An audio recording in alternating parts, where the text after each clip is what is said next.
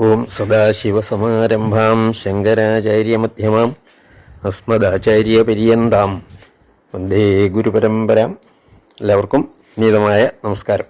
ഭാഗവത പുരാണത്തിലെ 10-ാം സ്കന്ധത്തിലെ 17-ഉം 18-ഉം 19-ഉം അധ്യായങ്ങൾ, അതിലെ കഥാഭാഗം ചുരുക്കി സ്മരിച്ചിട്ട് ഈ കഥാഭാഗം ഭാഗവത കൈരളിയിൽ പറഞ്ഞിരിക്കുന്നത് വായിക്കാം.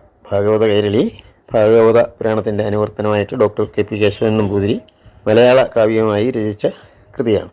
ഭാഗവത പുരാണത്തിലെ 10-ാം സ്കന്ധത്തിൽ 17-ാം അധ്യായത്തിലെ കാളിയ ഗരുഡ വൈരം, അതുപോലെ ദാവാഗ്നിമോചനം, അങ്ങനെ 2 കഥ വിവരിക്കുന്നുണ്ട്. 16-ാം അധ്യായത്തിലെ കാളിയമർദ്ദനായിരുന്നു വിവരിച്ചത്. ആ സമയത്ത് ഈ കാളിയനും ഗരുഡനും തമ്മിലുള്ള വിരോധത്തെക്കുറിച്ച് സൂചിപ്പിച്ചു. കാളിയന് കാളിന്തിയിൽ മാത്രമേ നിവസിക്കാൻ സാധിക്കുമായിരുന്നുള്ളൂ. വേറെ എവിടെ പോയാലും ഗരുഡൻ കാളിയനെ ഉപദ്രവിച്ചിരുന്നു. അതിൻ്റെ കാരണം ഉണ്ട്. പിന്നെ കാളിന്തിയിൽ എന്തുകൊണ്ട് സംരക്ഷണം കിട്ടി. ഈ 2 കഥയാണ് ഈ ഭാഗത്ത് പറയുന്നത്. ശ്രീശുക ബ്രഹ്മർഷിയോടെ പരീക്ഷിത് രാജാവ് ചോദിക്കുകയാണ്, എന്താണ് ഇങ്ങനെ ഈ 2 കാര്യം കൂടെ പറഞ്ഞു തരണം എന്ന് പറയും. ഈ കാളിയമർദ്ദനം പറയുമ്പോൾ സാന്ദർഭികമായിട്ട് ഇങ്ങനെ 2 കാര്യങ്ങൾ സംശയം വന്നതുകൊണ്ട് പറയുകയാണ്. അപ്പോൾ ശ്രീശുക ബ്രഹ്മർഷി ഉത്തരം പറയുന്നതായിട്ട് ആണ്. നാഗങ്ങൾ എല്ലാ മാസവും ഗരുഡന് ബലി സമർപ്പിക്കുന്ന പതിവുണ്ടായിരുന്നു. അപ്പോൾ ഈ ഗരുഡൻ നാഗങ്ങളെ ഉപദ്രവിച്ചിരുന്നു. പക്ഷേ അപ്പം നാഗങ്ങളെല്ലാം കൂടി തീരുമാനിച്ചു, അങ്ങനെ ഉപദ്രവിക്കേണ്ട, എല്ലാ മാസവും ഗരുഡന് വേണ്ടത്ര ഭക്ഷണം നൽകാം എന്ന് തീരുമാനിച്ചിരുന്നു. അങ്ങനെ ഓരോ നാഗശ്രേഷ്ഠന്മാരുടെയും ഉത്തരവാദിത്വമായിരുന്നു ഓരോ മാസവും ഗരുഡന് വേണ്ട ഭക്ഷണം കൊടുക്കുക എന്നത്. പക്ഷേ കാളിയൻ്റെ ഊഴം വന്നപ്പോൾ കാളിയൻ വളരെ ശക്തനാണ്. അതുകൊണ്ട് കാളിയൻ കൊടുത്തില്ല. ഗരുഡനും കാളിയനുമായിട്ട് യുദ്ധമുണ്ടായി. ഗരുഡൻ വളരെ ശക്തിമാനായതുകൊണ്ട് കാളിയനെ തോൽപ്പിക്കുക മാത്രമല്ല, ഓടിച്ചു. കാളിയനെ എല്ലാ ജലാശയങ്ങളിലും പോയിട്ടും ഗരുഡൻ വിട്ടില്ല. അവസാനം കാളിയന് കാളിന്തിയിൽ വന്നു. അതിന് കാളിയൻ അറിയാമായിരുന്നു, കാളിന്തിയിൽ ഗരുഡൻ വരികയില്ല എന്നറിയാമായിരുന്നു. ആ കഥ കൂടി വീണ്ടും പറയുന്നുണ്ട് ശ്രീശുക ബ്രഹ്മർഷി. സൗഭരി എന്ന ഒരു മഹർഷി കാളിന്തിയിൽ നിൽക്കുമ്പോൾ ഗരുഡൻ ആ ഭാഗത്ത് വന്ന് മത്സ്യങ്ങളെ ഭക്ഷിച്ചു. ഈ സൗഭരിക്ക് മഹർഷിക്ക് മത്സ്യങ്ങളോട് കരുണ തോന്നി. അപ്പം മഹർഷി പറഞ്ഞു, ഇവിടെ വന്ന് ഇത് കഴിക്കാൻ പാടില്ല, എനിക്കത് കാണുന്നത് ഇഷ്ടമല്ല എന്ന് പറഞ്ഞു. പക്ഷേ ഗരുഡൻ അത് പിൻവാങ്ങിയില്ല. ഗരുഡൻ ശക്തിമാനാണല്ലോ. അപ്പോൾ മുനി ശപിക്കുകയാണ്, ഇനിയും ഏതെങ്കിലും ജീവിയെ ഇവിടെ വന്ന് ഉപദ്രവിച്ചാൽ നീ മരിച്ചു പോകും എന്നാണ് ശപിച്ചത്. അതുകൊണ്ട് ഗരുഡൻ പിന്നീട് കാളിന്തിയിൽ വരികയില്ല. അത് കാളിയനെ അറിയാമായിരുന്നു. അതുകൊണ്ടാണ് കാളിന്തിയിൽ അവിടെ വന്നത്. പക്ഷേ ഇപ്പോൾ ശ്രീകൃഷ്ണൻ പറഞ്ഞിരിക്കുന്നു, അവിടെ നിന്നും മാറിപ്പോകണം. കാളിന്തിയുടെ നദി എങ്ങനെ വിഷമയമാക്കാൻ പറ്റുകയില്ല. അവിടെ നിന്നും രമണകം എന്ന ദ്വീപിലേക്ക് പോവുകയാണ് ഉണ്ടായത്. അപ്പോൾ കാളിയൻ ചോദിക്കേണ്ട, ഞാൻ ഇവിടെ നിന്നും പോയാലേ ഗരുഡൻ എന്നെ വീണ്ടും ഉപദ്രവിക്കുമല്ലോ. അപ്പോൾ ശ്രീകൃഷ്ണൻ പറയുന്നുണ്ട്, അങ്ങനെയല്ല ഗരുഡൻ, ഞാൻ കാളിയൻ്റെ ഭണത്തിൽ നൃത്തം ചവിട്ടിയപ്പോൾ എൻ്റെ പാദചിഹ്നങ്ങൾ കാളിയൻ്റെ ഭണത്തിലുണ്ട്. അതുകൊണ്ട് അത് കാണുമ്പോൾ ഗരുഡൻ പിന്നീട് ഉപദ്രവിക്കുകയില്ല എന്ന് വാക്ക് കൊടുത്തു. അങ്ങനെയാണ് പോകുന്നത്. ആ കാളിയമർദ്ദനത്തിൻ്റെ കഥ വീണ്ടും ബാക്കി പറയുന്നുണ്ട്. ഈ കാളിയൻ പോകുന്നതിന് മുമ്പ് കാളിയൻ്റെ പത്നിമാർ അനേകം രത്നങ്ങൾ ശ്രീകൃഷ്ണ ഭഗവാന് സമ്മാനമായി കൊടുത്തു. അത് അവയും കൊണ്ട് കരയ്ക്ക് വന്നപ്പോൾ ഗോപന്മാരെ എല്ലാവരും അവിടെ ഉണ്ടല്ലോ, അവർ ശ്രീകൃഷ്ണനെ വളരെ സന്തോഷത്തോടു കൂടി സ്വീകരിച്ചു. അപ്പോഴേക്കും രാത്രിയായി എന്നാണ്. പിന്നീട് തിരിച്ച് അമ്പാടിയിലേക്ക് പോകാനും പറ്റാതെ വന്നു. രാത്രിയിൽ പോകാനുള്ള സൗകര്യം ഉണ്ടാവും. എല്ലാവരും അവിടെ തന്നെ കിടന്നുറങ്ങി എന്നാണ് കഥ. അവിടെ പുല്ല് വളർന്നു നിൽക്കുന്ന സ്ഥലമാണ്. അവിടെയാണ് കിടന്നുറങ്ങിയത്. അപ്പോൾ ഉറങ്ങുന്ന കൂട്ടത്തിൽ കാട്ടുതീ ഉണ്ടായാൽ പിന്നെ ദഹിച്ചു പോകും. എല്ലാവരും കൂടി ശ്രീകൃഷ്ണനെയും ബലരാമനെയും വിളിച്ച് കരഞ്ഞു, ഞങ്ങളെ രക്ഷിക്കണം. ശ്രീകൃഷ്ണൻ്റെ വൈഭവം അവർക്ക് മനസ്സിലായല്ലോ. ശ്രീകൃഷ്ണന് ആ അഗ്നി മുഴുവൻ തന്നിലേക്ക് ആവാഹിച്ചു. അങ്ങനെ എല്ലാവരെയും രക്ഷിച്ചു. എല്ലാവരും പിന്നീട് പിറ്റേ ദിവസം രാവിലെ വ്രജത്തിലേക്ക് പോയി. അതാണ് 17-ാം അധ്യായത്തിൽ വർണ്ണിക്കുന്നത്. 18-ാം അധ്യായത്തിൽ പ്രലംബവധം എന്ന കഥയാണ് വർണ്ണിക്കുന്നത്. പ്രലംബൻ എന്ന അസുരൻ. അപ്പോൾ ശ്രീകൃഷ്ണനെ വധിക്കാൻ അസുരന്മാർ ഈ ആമ്പാടിയിലെ ആരോ എല്ലാ അസുരന്മാരെയും വധിക്കുന്നുണ്ട് എന്ന് മനസ്സിലായി. അനേകം അസുരന്മാർ വധിക്കപ്പെട്ടല്ലോ. അതുകൊണ്ട് ശ്രീകൃഷ്ണൻ തന്നെയാണ് എന്നൊരു സംശയവുമുണ്ട്. അങ്ങനെ പ്രലംബൻ അവിടെ വരികയാണ്. പ്രലംബൻ വന്നിട്ട് ഒരു ഗോപബാലൻ്റെ വേഷത്തിലാണ് വരുന്നത്. എങ്ങനെ വന്നാൽ ശ്രീകൃഷ്ണനെ വധിക്കാമെന്നിങ്ങനെ ആലോചിച്ചുകൊണ്ട് നിൽക്കുകയാണ്. ശ്രീകൃഷ്ണൻ അലൗകിക ശക്തിയുള്ള ആളാണെന്ന് മനസ്സിലായിട്ടുണ്ട്. അതുകൊണ്ട് നേരിടാൻ പലർക്കും ശക്തിയില്ല. ഏതെങ്കിലും ചതിയിൽ വേണം. അതുകൊണ്ടാണ് ഗോപബാലൻ്റെ വേഷത്തിൽ വരികയാണ്. ശ്രീകൃഷ്ണന് മനസ്സിലായി. പക്ഷേ ഭാവിച്ചില്ല. പശുവിനെ മേയിക്കാൻ പോയപ്പോൾ ആ പശു മേഞ്ഞുകൊണ്ട് നിൽക്കുമ്പോൾ ഇവരെല്ലാവരും ഓരോ കളികളിൽ ഏർപ്പെടും. കളികൾ മാത്രമല്ല, ദ്വന്ദ്വയുദ്ധമുണ്ട്. അങ്ങനെ പല ഗ്രീഷ്മകാലവുമായിരുന്നു. അന്നത്തെ കളി തീരുമാനിച്ചു, ദ്വന്ദ്വയുദ്ധം നടത്തണം. ദ്വന്ദ്വയുദ്ധത്തിൽ തോൽക്കുന്ന ആൾ ജയിക്കുന്ന ആളിനെ തോളിലേറ്റി ഒരു നിശ്ചിത സമയം നടക്കണം. അതാണ് അന്നത്തെ കളിയുടെ നിയമം.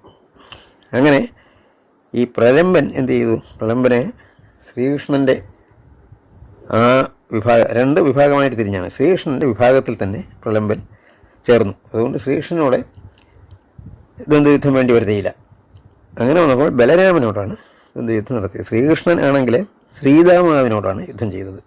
ശ്രീദാമാവ് ശ്രീകൃഷ്ണൻ്റെ ഏറ്റവും അടുത്ത സുഹൃത്താണ്, ഭക്തനാണ്. അതുകൊണ്ട് ശ്രീകൃഷ്ണൻ അവിടെ ശ്രീദാമാവിനോട് തോറ്റു. ഭക്തപരായണനാണല്ലോ ഭഗവാൻ. തോറ്റിട്ട് ശ്രീദാമാവിനെ എടുത്തുകൊണ്ട് ശ്രീകൃഷ്ണൻ നടന്നു. ബലരാമൻ ഈ പ്രലംബനെ തോൽപ്പിച്ചു. അതുകൊണ്ട് പ്രലംബൻ ബലരാമനെ എടുത്തുകൊണ്ട് നടന്നു.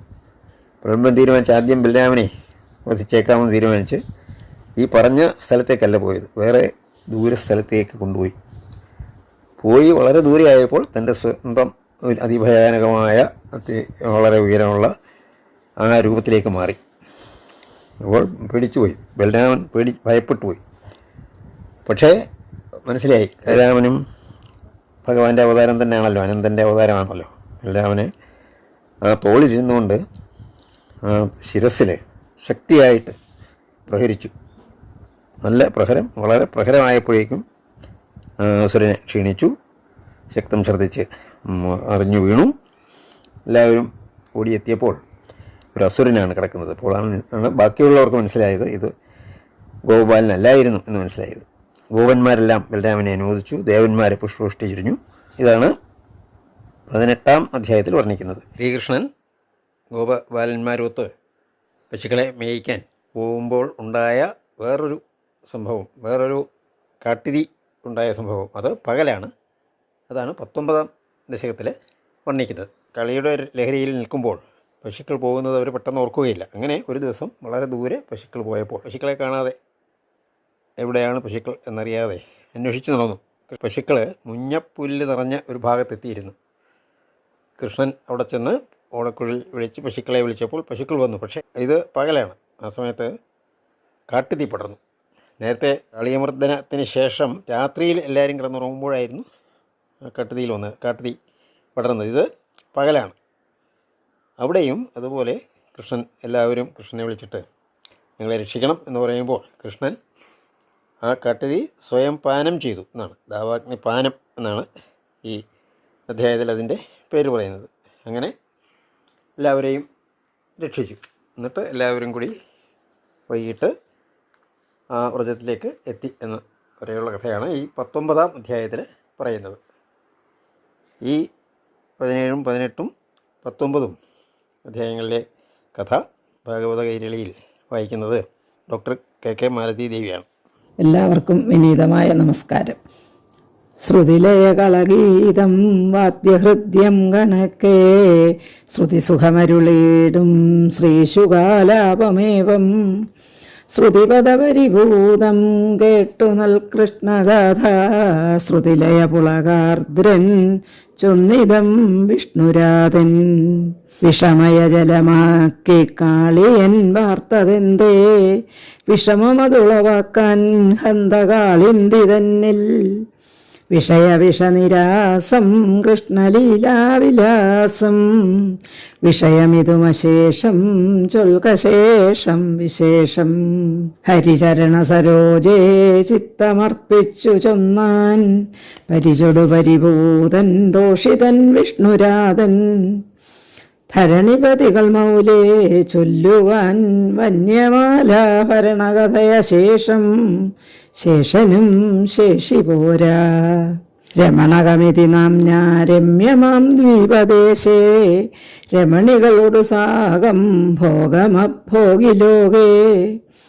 രമണരനുഭവിക്കും കാലമുണ്ടായി ശോകം രമയുടെ രമണൻ തൻ വാഹനത്തിൻ ഭയത്താൽ. വിധിയുടെ വിധിയാലേ നിശ്ചയം ചെയ്വതനായി വിധിബലമിതി സർപ്പം മാസമേകം കൊടുപ്പാൻ.